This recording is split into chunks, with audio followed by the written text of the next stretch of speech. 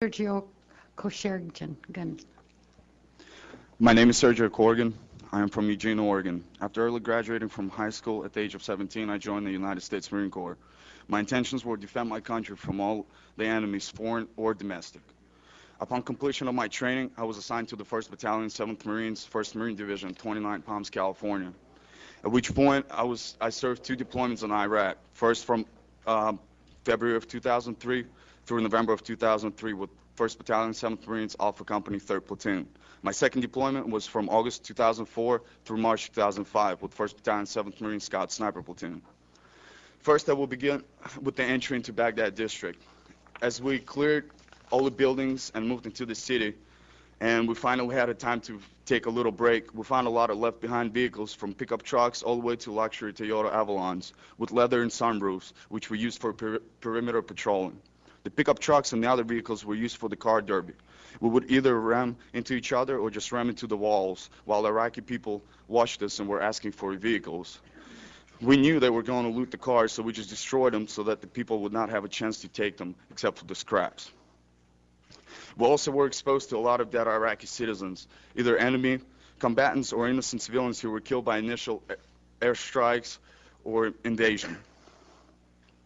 At one point, after approaching dead bodies of about 4 people, we began to take pictures and trying to move and flip them over to try and identify them as civilians or enemy combatants. A few days later, a family of the killed came by and asked if we find anyone who was killed nearby.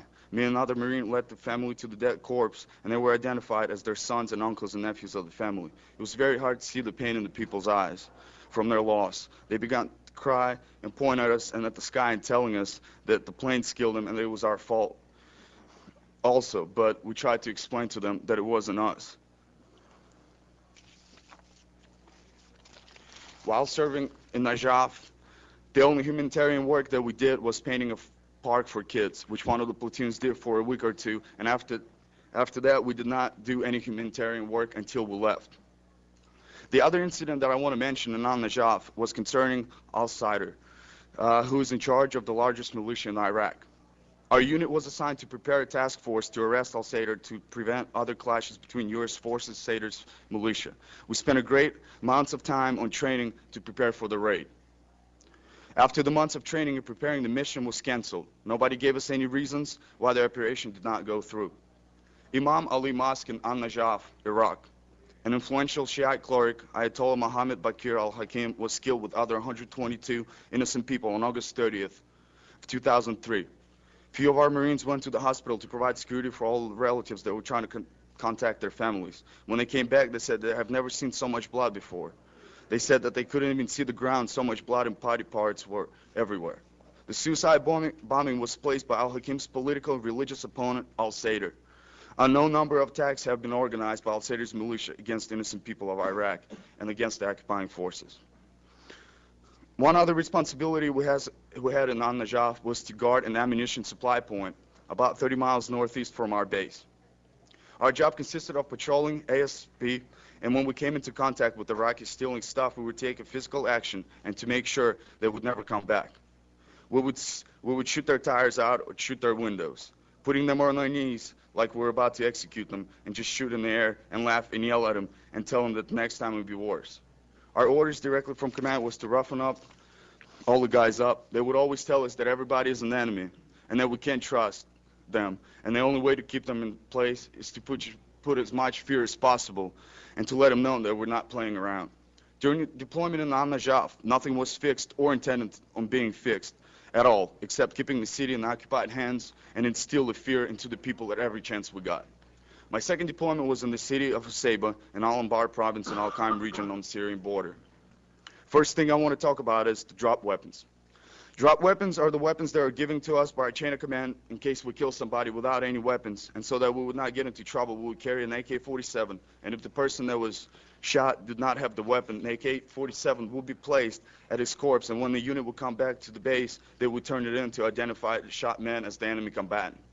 The weapons could not come from anywhere else but the higher chain of command, because after the raid, all the weapons were turned into the armory and should have been recorded. 2 months into deployment, our rules of engagement changed to a personnel with having a bag and a shovel at the intersection or on the roads that they were suspicious.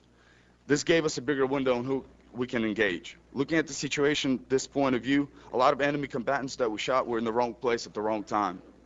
We were tired, mad, angry, and we just wanted to go home and stop with this killing of our brothers.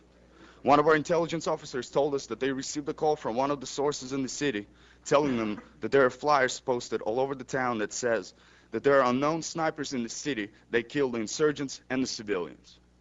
We did not take into consideration that the innocent people are being killed by us, because every time we sent the pictures to the command post through the interlink system, we were receiving approval to kill people with shovels in the bags.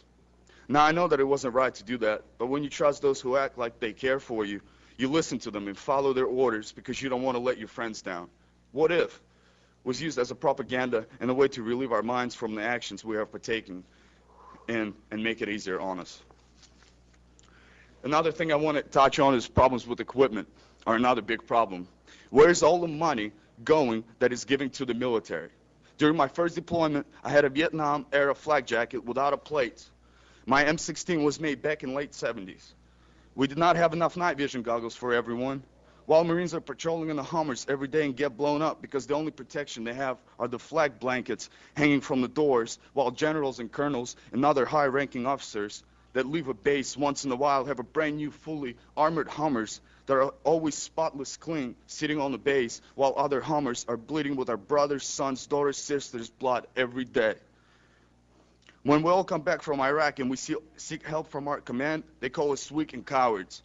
The lines for psychologists almost a year long, and the only thing that can help us is the alcohol and the prescription pills that are giving out to us like candy to keep us down. Because it seems like doctors don't want to do their job and they just don't care. Use of drugs amongst the military units is critical. We lost the numerous numbers of people from failing drug tests. They either want to get out or they're just so messed up, and the only one thing that can help them is to escape, is the drugs. The last thing I want to tell you is about a roommate who we shared a bathroom with, a Marine who was on the suicide watch for about few months on and off. The last 3 weeks before we were deployed, he was constantly on watch. A week before a family day, when the family comes in and says goodbye to their Marines before we deployed, he was released from the watch so that he would not say anything to his parents, and he did not say anything to them. About a month into deployment, he blew his brains out in the shower stall. Actions like that show the poor judgment of our command just to have numbers for the troops and just to keep their own skin safe. The Marines should have never gone to Iraq in the first place, and nobody was held responsible for his death.